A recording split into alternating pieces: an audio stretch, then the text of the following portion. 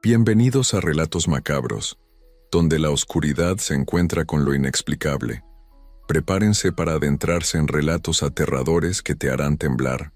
Si les gusta el miedo, no olvides dejar tu like, suscribirte al canal y activar la campanita para no perderte ninguna historia. Y cuéntanos en los comentarios desde qué parte del mundo nos escuchas. Ahora apaga las luces, suban el volumen y que comience el terror. Hay cosas que uno no puede entender aunque lo intente.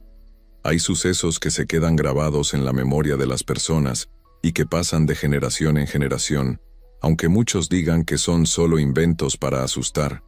Pero hay quienes han vivido estas experiencias y nunca pudieron volver a ser los mismos. Esta es una de esas historias. Pasó en Tlaxcala, en un pueblo donde la neblina llega tan espesa que apenas puedes ver tu propia mano frente a ti, y donde las noches son tan oscuras que parecen no tener fin. No importa si crees en esto o no. Lo que importa es que después de conocer lo que le sucedió a Miguel, tal vez pienses dos veces antes de andar solo cuando cae la oscuridad. Miguel era un joven de 25 años que vivía en un barrio alejado del centro del pueblo. Trabajaba en una fábrica textil y ayudaba a su madre con los gastos de la casa. No era de los que se asustaban con facilidad. Cuando sus amigos contaban historias de apariciones o cosas extrañas, él se reía y decía que todo tenía una explicación lógica. Para Miguel, lo sobrenatural no existía. Las brujas eran solo cuentos viejos, y las leyendas del pueblo eran exactamente eso, leyendas para entretener. Pero todo eso cambió una noche de noviembre. Había mucho frío y la neblina cubría todo como una sábana gris. Miguel salía tarde de su turno en la fábrica, cerca de las 11:30 de la noche. Normalmente su vecino lo llevaba en su camioneta, pero esa noche el vecino no había ido a trabajar. Así que Miguel tuvo que caminar. Conocía el camino de memoria. Lo había recorrido cientos de veces. ¿Qué podía salir mal? Las calles estaban completamente vacías. No se veía a nadie. Ni siquiera se escuchaban los perros que normalmente ladraban a cualquier hora. Solo estaba el sonido de sus zapatos contra el pavimento húmedo y el viento que soplaba entre los cables de luz. Miguel llevaba su sudadera con capucha puesta, tratando de protegerse del frío. Pensaba en llegar a casa, comer algo que su madre le había guardado y meterse a la cama. Pero entonces vio algo que hizo que se le congelara la sangre. A unos metros de distancia, junto a una pared de piedra vieja, había una figura agachada. Tenía la espalda doblada de una forma extraña y el cabello negro y largo le tapaba completamente la cara. Llevaba un vestido oscuro todo roto y manchado de tierra. Miguel se quedó paralizado. Algo dentro de él le gritaba que se fuera, pero su orgullo fue más fuerte. Quizás estaba enferma, quizás necesitaba ayuda. Se acercó despacio y le preguntó si se encontraba bien. La mujer no respondió, ni siquiera se movió. Miguel dio otro paso, hasta que estuvo lo suficientemente cerca para ver que ella movía las manos sobre la pared, como trazando símbolos invisibles. Murmuraba palabras que Miguel no podía entender. Eran palabras ásperas, profundas, en un idioma que nunca había escuchado. Entonces, sin advertencia, la mujer giró la cabeza hacia él. No movió el cuerpo, solo la cabeza, como si su cuello pudiera doblarse de maneras imposibles, y lo miró directamente. Miguel sintió que todo su cuerpo se paralizaba. Los ojos de esa mujer eran completamente blancos, sin pupilas. Solo ese blanco brillante que parecía tener luz propia. Su piel estaba llena de arrugas profundas y manchas oscuras. Su boca se abrió lentamente, mostrando dientes negros y partidos. Y entonces, ella sonrió. Miguel retrocedió sin pensarlo. Quiso gritar, pero la voz no le salía. La mujer comenzó a reírse. Era una risa terrible, aguda, que le taladraba los oídos. Una risa que no podía venir de una garganta humana. Y de repente la mujer saltó y cayó frente a él en 4 patas, como un animal salvaje. Su cuerpo empezó a moverse de formas imposibles. Sus brazos y piernas se hicieron más largos. Sus dedos se convirtieron en garras negras. Y esos ojos blancos seguían fijos en él. Miguel corrió. Corrió con todas sus fuerzas. Podía escuchar detrás de él ese sonido horrible, como uñas raspando el pavimento, como si esa cosa lo persiguiera en 4 patas. No se atrevía a voltear. Solo quería llegar a algún lugar con luz, con gente, con vida. Todas las calles se veían iguales.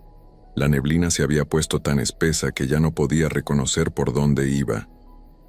Miguel sentía las piernas cada vez más pesadas, el pecho ardiendo, pero no podía parar. Detrás de él, el sonido de las garras se detenía por momentos y volvía a empezar, como si la criatura jugara con él. Miguel sintió lágrimas bajando por su cara. Nunca había sentido tanto miedo. Entonces vio una casa con una ventana iluminada y la puerta un poco abierta. Sin pensarlo, corrió hacia allá y entró, cerrando la puerta con todas sus fuerzas. Puso el seguro, arrastró una silla y la puso contra la puerta, y se dejó caer contra la pared, tratando de recuperar el aire. Esperó. No escuchó nada más. Ni rasguños, ni pasos, ni esa risa espantosa. Solo silencio. Un silencio tan completo que era peor que los sonidos anteriores. Tal vez la había perdido. Tal vez estaba a salvo. Miró alrededor. Estaba en una sala pequeña y muy vieja.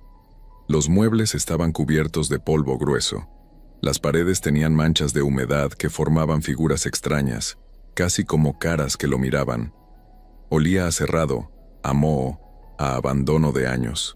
En el centro había una mesa de madera carcomida con varias velas encendidas que proyectaban sombras en las paredes. Y junto a la mesa, sentada en una silla que crujía, había una anciana. La anciana lo miraba fijamente sin parpadear. Tenía el cabello blanco y grasoso amarrado en un moño. Vestía ropa oscura y gastada. Su rostro era un mapa de arrugas profundas, pero sus ojos eran diferentes. Eran demasiado brillantes, demasiado vivos. Había algo en esa mirada que hacía que Miguel quisiera salir corriendo otra vez. La anciana sonrió mostrando encías oscuras y pocos dientes. Con una voz que sonaba como papel viejo siendo arrugado, le dijo que pasara, que se sentara, que estaba a salvo. Pero su tono no era reconfortante. Había algo falso en él. Miguel se quedó pegado a la pared. La anciana ladeó la cabeza como un pájaro. Le preguntó si había visto a la mujer de afuera, si la había mirado a los ojos. Miguel asintió despacio. La anciana suspiró y su sonrisa se hizo más grande. Le dijo que había cometido un error terrible, que esa criatura no era cualquier cosa, era la bruja de Tlaxcala, una mujer que hace muchísimos años había sido como cualquier otra. Tenía familia, tenía una vida normal, pero la desgracia llegó a ella. Perdió todo lo que amaba en una sola noche terrible, y en su dolor y desesperación, buscó ayuda en lugares oscuros. Hizo un trato con cosas que no debían ser llamadas. Pidió poder, pidió venganza, pidió vivir para siempre, y le dieron todo eso. Pero hubo un precio. Perdió su alma, perdió su humanidad. Su cuerpo comenzó a cambiar hasta convertirse en la criatura horrible que Miguel había visto, y para seguir existiendo, necesitaba alimentarse. No de comida normal. Se alimentaba del miedo, del terror, de la energía vital de aquellos que tenían la mala suerte de cruzarse en su camino. La anciana se levantó despacio de su silla. Caminó hacia una ventana cubierta por cortinas rasgadas.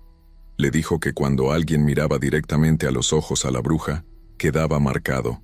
La marca era invisible, pero estaba ahí, como un hilo que conectaba a la víctima con la criatura. Y una vez marcado, la bruja podía encontrarte sin importar dónde te escondieras. No había forma de romper la conexión. No había forma de escapar. Miguel sintió que las piernas le fallaban.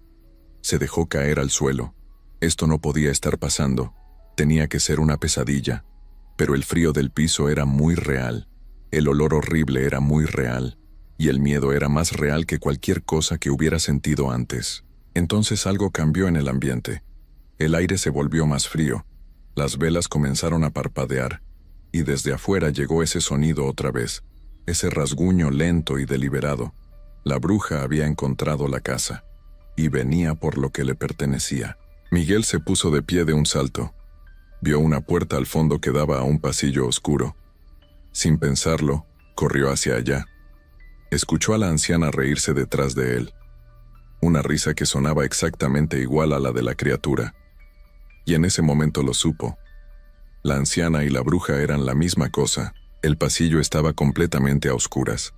Miguel avanzaba a ciegas, tocando las paredes húmedas. El pasillo giraba sin sentido, como si la casa fuera más grande por dentro. Detrás de él, escuchaba pasos, susurros, voces en ese idioma gutural que había escuchado antes. Finalmente llegó a una puerta.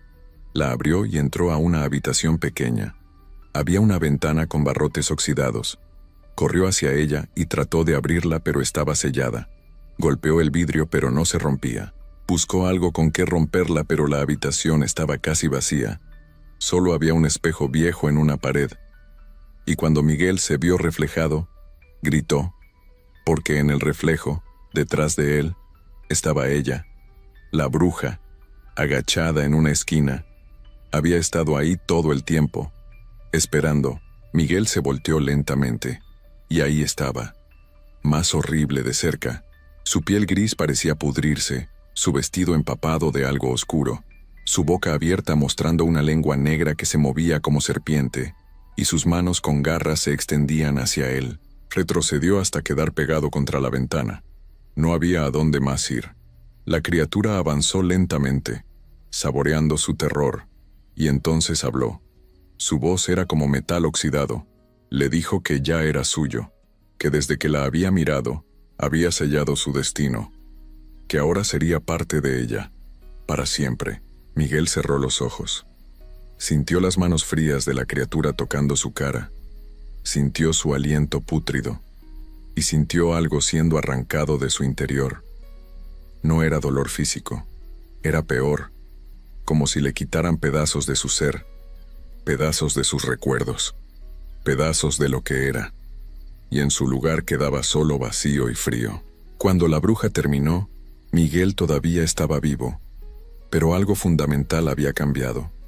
Sus ojos ya no tenían brillo, su piel había adquirido un tono grisáceo, y cuando habló, su voz sonaba hueca. La bruja sonrió y desapareció en las sombras. Miguel caminó de regreso por el pasillo, salió de la casa. La neblina seguía espesa, pero ya no sentía miedo, ya no sentía nada. Caminó durante horas sin rumbo, y cuando el sol comenzó a salir, se encontró en su casa, en su cama, como si hubiera sido un sueño, pero no lo era. Porque desde ese día Miguel cambió. Dejó de hablar con sus amigos, dejó de ir a la escuela. Se volvió silencioso y distante. Sus ojos tenían una mirada perdida. Y por las noches, cuando todos dormían, salía a caminar, siempre hacia el mismo lugar, hacia esas calles donde la neblina era más espesa. Su familia se preocupó al principio. Lo llevaron con doctores, pero ninguno pudo explicar qué le pasaba. Poco a poco dejaron de buscarlo cuando salía. Se acostumbraron a su comportamiento extraño, y eventualmente lo dejaron ser. Pasaron los meses y Miguel siguió saliendo cada noche. Y la gente comenzó a reportar cosas extrañas. Alguien que caminaba solo en la madrugada. Alguien que se paraba en las esquinas oscuras observando. Alguien que susurraba en un idioma desconocido. Y empezaron a desaparecer personas. No muchas. Una cada varios meses. Siempre jóvenes que salían tarde por la noche. Siempre en esa misma zona.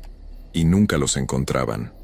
Solo dejaban sus cosas tiradas en las calles, como si la neblina se los hubiera tragado.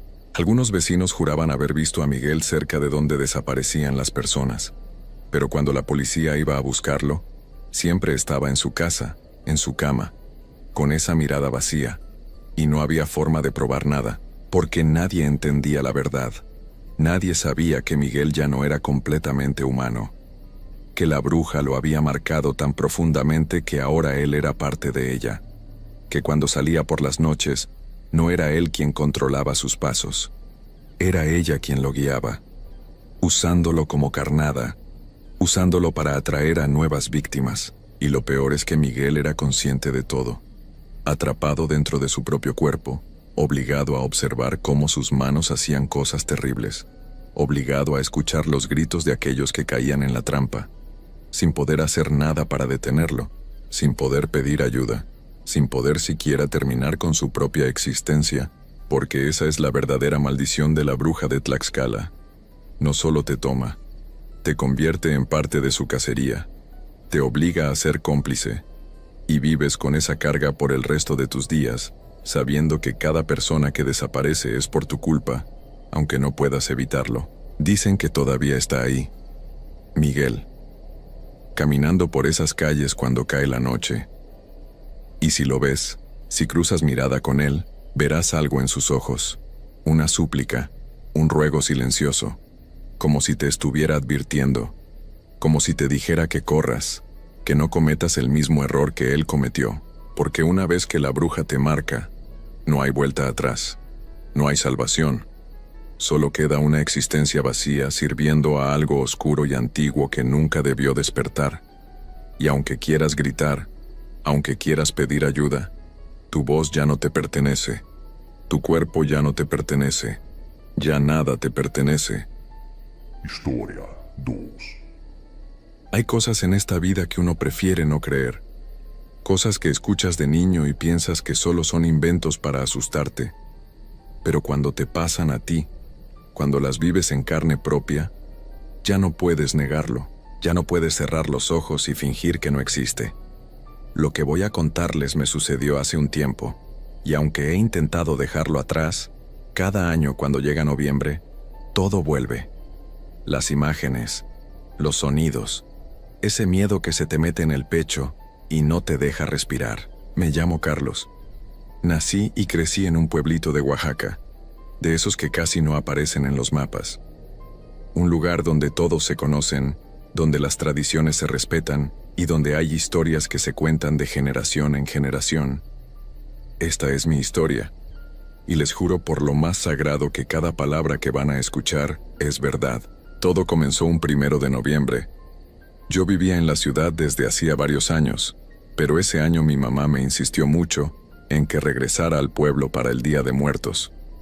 Mi tío Memo había fallecido 6 meses atrás, y era importante estar ahí para recordarlo. Memo era el hermano menor de mi mamá, un hombre bueno que siempre me trató como a un hijo. Así que no pude negarme. Llegué al pueblo como a las 5 de la tarde. Todo estaba decorado con papel picado naranja y morado. El olor a pan dulce y chocolate caliente llenaba las calles. Las señoras vendían calaveritas de azúcar en el mercado y los niños corrían con sus caritas pintadas. Era un ambiente alegre, familiar, como siempre lo recordaba.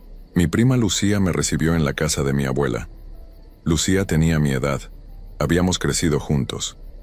Cenamos tamales y atole esa noche mientras mi abuela nos contaba historias del tío Memo. Reímos y lloramos un poco. Era una noche tranquila. Al día siguiente, el 2 de noviembre, nos preparamos para ir al cementerio. En el pueblo hay una costumbre. Se va de noche, cuando ya se fue la mayoría de la gente, porque se dice que es cuando las ánimas regresan y es mejor dejarles espacio. Así que salimos hasta las 10 de la noche. El cementerio estaba en las afueras del pueblo, subiendo por un camino de piedras. Esa noche había luna llena y todo se veía diferente. Las sombras eran más largas, más oscuras. El viento soplaba fuerte y hacía un ruido extraño entre los árboles. Cuando llegamos todavía había algunas personas. Las velas estaban encendidas por todas partes, creando un mar de luces naranjas que parpadeaban con el viento. Fuimos directo a la tumba del tío Memo. Mi mamá y mi abuela limpiaron la lápida con mucho cuidado. Pusieron flores de cempasúchil, pan, frutas y una botella de mezcal que a él le gustaba. Prendieron las velas y se pusieron a rezar. Lucía y yo nos quedamos parados ahí sin saber qué hacer. Nunca fuimos muy religiosos. Después de un rato ella me hizo una seña con la cabeza para alejarnos un poco. Caminamos entre las tumbas viendo las ofrendas que otras familias habían dejado. Había fotos, juguetes, cigarros, botellas de refresco. Cada tumba contaba una historia. Lucía sacó su celular y empezó a tomar fotos. Le gustaba la fotografía y decía que el cementerio de noche tenía algo especial. Yo solo la acompañaba, viendo las luces de las velas moverse. Entonces Lucía empezó a hablar. Me preguntó si me acordaba de las historias que nos contaba el tío Memo cuando éramos niños. Historias de espantos y leyendas del pueblo. Yo me reí y le dije que claro que me acordaba. Él tenía un talento especial para asustarnos. Lucía se puso seria. Me dijo que había una historia que nunca olvidó, la del brujo. Yo me quedé pensando y entonces la recordé. El brujo era una leyenda antigua del pueblo. Se decía que era el espíritu de un hombre que había practicado artes oscuras cuando vivía. Cosas de las que nadie hablaba con claridad, pero que todos sabían que eran muy malas. Cuando ese hombre falleció, la tierra no quiso recibirlo. Su cuerpo empezó a descomponerse de forma extraña. La carne se le fue cayendo pedazo por pedazo, pero los huesos no se desintegraban. Quedó solo el esqueleto, vagando por el cementerio buscando algo. Nadie sabía exactamente qué buscaba, pero el tío Memo decía que el brujo necesitaba completarse, que le faltaban partes y por eso andaba de tumba en tumba. La leyenda decía que el brujo salía cada día de muertos, cuando el velo entre los vivos y los que se fueron era más delgado. Caminaba entre las tumbas con un sonido horrible, como huesos chocando entre sí, y si te encontrabas con él, si lo mirabas a los ojos, quedabas marcado. El brujo no te olvidaba, te buscaba, y tarde o temprano venía por ti. Lucía me contó todo esto con una voz tranquila, pero noté que sus manos temblaban un poco. Le pregunté si creía en eso. Ella se encogió de hombros y dijo que en el pueblo pasaban cosas que no se podían explicar, que era mejor no tentar a la suerte. Eran casi las 11 de la noche. La mayoría de las familias ya se habían ido. Solo quedaban unas pocas personas rezando en silencio. El ambiente cambió. Se puso más pesado, como si el aire se hubiera vuelto más espeso. El frío era diferente también, más húmedo, más penetrante. Se te metía hasta los huesos. Lucía guardó su celular y me preguntó si quería ver la parte antigua del cementerio. Yo dudé. Esa zona estaba hasta el fondo, donde las tumbas eran muy viejas, de hace más de 100 años. Nadie iba por ahí porque estaba todo descuidado y daba miedo. Pero Lucía insistió. Dijo que quería tomar fotos de las lápidas antiguas porque tenían grabados interesantes. Le dije que estaba bien. Pensé que no pasaría nada, que solo eran historias. Empezamos a caminar hacia el fondo del cementerio. Mientras más nos alejábamos de las velas y de la gente, más oscuro se ponía todo. Las tumbas por ahí estaban destruidas.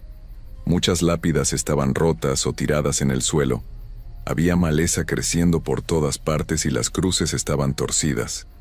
Algunas tumbas ni siquiera tenían nombre, solo números borrosos. El silencio era total. Ya no se escuchaban las oraciones ni las voces de la gente, solo el viento moviendo las ramas de los árboles secos. Lucía iba adelante alumbrando con la linterna de su celular. Yo la seguía, sintiendo cada vez más incomodidad en el pecho. De repente Lucía se detuvo. Se quedó completamente quieta. Vi que tenía los ojos muy abiertos mirando hacia adelante. Le pregunté qué pasaba, pero no me contestó. Cuando finalmente habló, su voz era apenas un susurro. Me dijo que había visto algo moverse entre las tumbas. Yo miré hacia donde señalaba, pero no vi nada. Solo oscuridad y sombras. Le dije que seguramente era un animal, un perro callejero o algo así, pero entonces yo también lo vi. Había algo ahí, una sombra que se movía diferente. No era un animal, era más grande. Tenía forma humana, pero se movía de manera extraña, como si le costara trabajo caminar. Lucía apagó la linterna de inmediato. Los dos nos quedamos ahí parados, sin atrevernos a respirar. La sombra seguía moviéndose. Estaba cerca de una tumba muy vieja, agachada, haciendo algo, y entonces escuchamos el sonido. Era un ruido seco, como palos chocando entre sí, pero más fuerte. Un crujido constante que se mezclaba con algo que raspaba la tierra. El sonido venía de donde estaba esa sombra. Lucía me agarró del brazo. Podía sentir cómo temblaba. Los dos queríamos salir corriendo, pero era como si nuestras piernas no nos respondieran. Solo nos quedamos ahí, paralizados, viendo esa figura agachada. La figura se movió. Empezó a levantarse lentamente. El crujido se hizo más fuerte. Era el sonido de sus articulaciones, de sus huesos moviéndose. Cuando estuvo de pie pudimos ver que era muy alto, demasiado alto. Llevaba algo cubriendo parte del cuerpo, como trapos viejos y sucios. Pero lo que nos dejó helados fueron sus manos. Incluso desde donde estábamos, con solo la luz de la luna, podíamos ver que no eran manos normales. Eran puro hueso, sin carne. Sostenía algo en una de ellas, algo largo y blanco. La figura se quedó quieta por un momento. Luego, muy lentamente giró la cabeza hacia donde estábamos nosotros. Y entonces lo vimos. Sus ojos brillaban en la oscuridad con una luz amarilla, como brasas. No parpadeaban, solo nos miraban fijamente desde las cuencas vacías de un cráneo, porque eso era lo que era, un cráneo humano, pero con esa luz extraña saliendo de donde deberían estar los ojos. Lucía soltó un gemido ahogado. La criatura dio un paso hacia nosotros. El sonido de sus huesos era espantoso. Cada movimiento producía ese crujido seco que te ponía la piel de gallina. Eso fue suficiente. Lucía me jaló y ambos salimos corriendo. Tropezamos con piedras y raíces, pero no paramos. Solo corríamos entre las tumbas, tratando de regresar a donde estaba mi familia. Detrás de nosotros podíamos escuchar ese crujido. Nos estaba siguiendo. El sonido se hacía más fuerte, más cercano, y había algo más. Un olor horrible a tierra mojada mezclada con algo podrido que nos llegaba con el viento. Corrimos sin mirar atrás hasta que vimos las luces de las velas. Llegamos donde estaba mi mamá sin aliento, temblando de pies a cabeza. Mi abuela nos vio y se levantó de inmediato. Nos preguntó qué nos había pasado. Lucía no podía hablar. Yo miré hacia atrás, hacia la parte antigua. Todo estaba oscuro y tranquilo. No había nada. El crujido había parado. Era como si nada hubiera ocurrido. Le dije a mi mamá que nos habíamos asustado, que creímos ver algo raro. Mi abuela nos miró con una expresión que no pude descifrar. Parecía seria, preocupada, como si supiera exactamente qué habíamos visto, pero no quisiera decirlo. Recogimos las cosas rápido. Nadie hizo preguntas. Durante el camino de regreso todos íbamos callados. Lucía caminaba con la vista en el suelo, y yo no dejaba de voltear hacia atrás, esperando ver esa figura siguiéndonos entre las sombras. Cuando llegamos a la casa, Lucía y yo nos sentamos en el patio. Ninguno quería entrar todavía. Nos quedamos ahí en silencio, tratando de procesar lo que acabábamos de ver. Lucía temblaba y tenía lágrimas en los ojos. Yo le puse una mano en el hombro, pero no supe qué decir. Entonces salió don Fermín. Era el vecino más viejo del pueblo, un señor que ya pasaba de los 80 años. Casi nunca hablaba con nadie, pero esa noche se acercó a nosotros. Nos miró fijamente con sus ojos oscuros y arrugados. Preguntó con voz rasposa si lo habíamos visto. Lucía y yo nos miramos. Yo asentí despacio. Don Fermín suspiró hondo y se sentó en una silla vieja que había ahí. Nos dijo que el brujo era real, que no era un cuento para asustar niños. Explicó que hacía muchos años, cuando él era joven, había un hombre en el pueblo que practicaba brujerías, cosas oscuras. Hacía trabajos para hacer daño a la gente. Nadie se atrevía a denunciarlo porque le tenían miedo. Cuando ese hombre falleció, su cuerpo fue enterrado en la parte antigua del cementerio. Pero algo salió mal. La tierra lo rechazó. Su carne empezó a desprenderse de los huesos hasta que solo quedó el esqueleto. Pero su espíritu no descansó. Quedó atrapado, condenado a vagar por el cementerio eternamente. El brujo buscaba algo.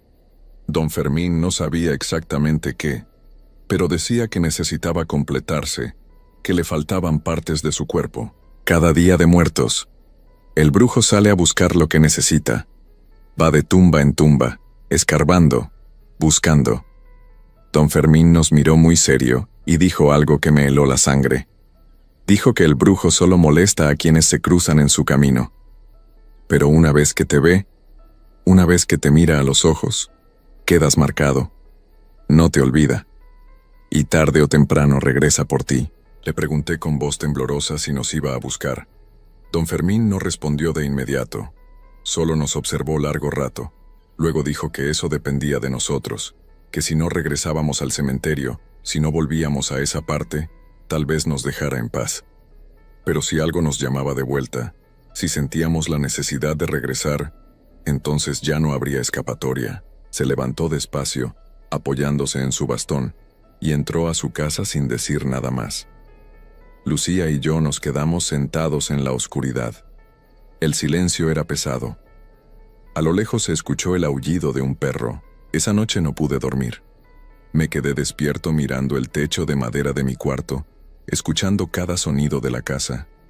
Cada crujido de las tablas me hacía saltar. Cerré los ojos tratando de borrar la imagen de esos ojos brillantes, pero era imposible. Estaban ahí, grabados en mi mente. Al día siguiente me despedí de mi familia temprano. Les dije que tenía que regresar a la ciudad por el trabajo. No les conté realmente lo que había pasado, pero Lucía sabía. Ella también lo había visto. Antes de irme nos abrazamos y le dije que tuviera cuidado. Ella solo asintió, sin decir nada. Pasaron las semanas y luego los meses. Traté de olvidar aquella noche. Traté de convencerme de que había sido mi imaginación, que el miedo nos había jugado una mala pasada. Pero en el fondo sabía la verdad. Lo que vimos era real. Cuando llegó octubre del siguiente año empecé a sentir algo extraño. Una inquietud que crecía cada día. Era como una presencia, como si algo me observara desde las sombras de mi departamento. A veces, cuando estaba solo por la noche, escuchaba ruidos en el pasillo, crujidos, como si alguien caminara despacio afuera de mi puerta. El Día de Muertos llegó nuevamente. Mi mamá me llamó para que fuera al pueblo. Le inventé una excusa. Le dije que tenía mucho trabajo, que no podía. La verdad es que no me atrevía a regresar. No podía volver a ese cementerio. Lucía sí fue. Me llamó esa noche del 2 de noviembre. Estaba en el cementerio con la familia. Su voz sonaba normal al principio. Me contó que habían puesto una ofrenda bonita para el tío Memo, que todo estaba tranquilo. Pero luego su voz cambió. Se puso seria. Me dijo en voz baja que sentía algo raro, que cuando miraba hacia la parte antigua del cementerio sentía un jalón en el pecho, como si algo la estuviera llamando, como si tuviera que ir. Le dije que no fuera, que se quedara con la familia, que no se acercara a esa zona. Me prometió que no lo haría. Hablamos un poco más y luego colgamos. Esa fue la última vez que hablé con ella. A la mañana siguiente mi mamá me despertó con una llamada. Estaba llorando. Me dijo entre sollozos que Lucía había desaparecido, que la noche anterior, después de nuestra llamada, le había dicho a la familia que iba un momento al baño y nunca regresó. La buscaron por todo el pueblo, en su casa, en las calles, en la casa de sus amigas. No estaba en ningún lado. Organizaron grupos de búsqueda, revisaron cada rincón del pueblo, fueron al cementerio, recorrieron cada metro. Nada. No había rastro de ella. Ni su celular, ni su suéter. Nada. Era como si se la hubiera tragado la tierra. Regresé al pueblo inmediatamente. Ayudé a buscar durante días. Fuimos al cementerio una y otra vez. Yo trataba de evitar la parte antigua, pero los demás buscaban ahí también. No encontramos absolutamente nada. Las autoridades tomaron el caso, pero no tenían pistas. Dijeron que tal vez se había ido por su cuenta, que a veces la gente desaparece así, pero yo sabía que eso no era cierto. Yo sabía lo que realmente había pasado. Una noche, cuando todos se habían rendido por ese día, me quedé solo en el cementerio. No sé por qué lo hice. Algo me jalaba hacia allá. Una fuerza que no podía explicar. Caminé despacio hacia la parte antigua con una linterna en la mano. El lugar estaba igual que aquella noche. Oscuro, descuidado, lleno de maleza. Llegué a la zona donde habíamos visto al brujo. Alumbré con la linterna las tumbas viejas. Entonces la vi. Una de las tumbas tenía la tierra removida. Era tierra fresca, recién movida. Alguien había estado escarbando ahí hace poco. Me acerqué con el corazón latiéndome fuerte en el pecho. Alumbré bien la tierra suelta. Ahí, medio enterrado, había algo. Lo saqué con manos temblorosas. Era el celular de Lucía. Lo reconocí por la funda morada con brillos que ella le había puesto. La pantalla estaba rota, pero era definitivamente el suyo. Se me cayó de las manos. Di un paso hacia atrás respirando agitado, y entonces lo escuché.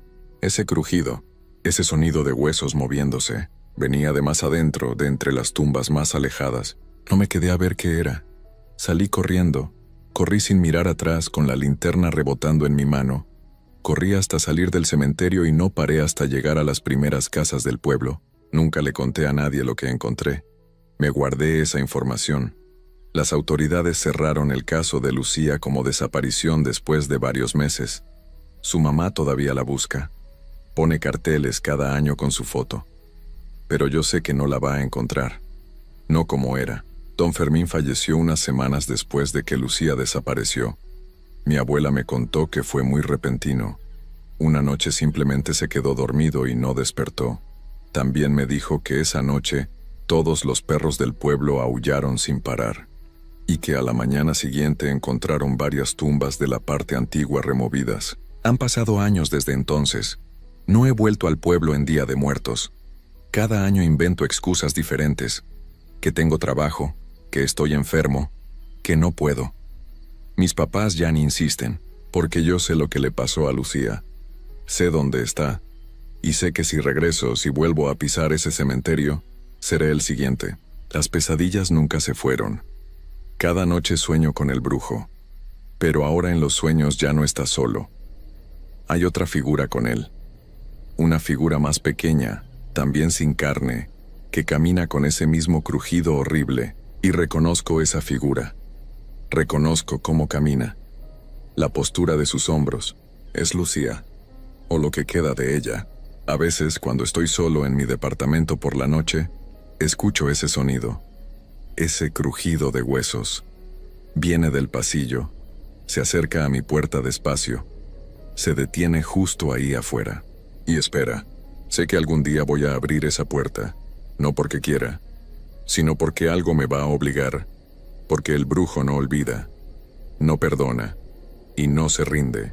Cuando esa noche llegue, cuando abra esa puerta y vea esos ojos amarillos mirándome desde la oscuridad, sabré que mi tiempo terminó, igual que terminó el de Lucía, igual que termina el tiempo de todos los que ven al brujo y viven para contarlo, porque nadie escapa realmente, solo están esperando su turno en la fila, y mi turno se acerca cada día más. Lo siento en cada sombra que veo por el rabillo del ojo, en cada crujido que escucho en la noche, en cada momento de silencio cuando todo se queda quieto y siento que algo me observa. El brujo viene por mí. Ya no es cuestión de si viene, es cuestión de cuándo. Y yo sé que esa noche está cerca, muy cerca.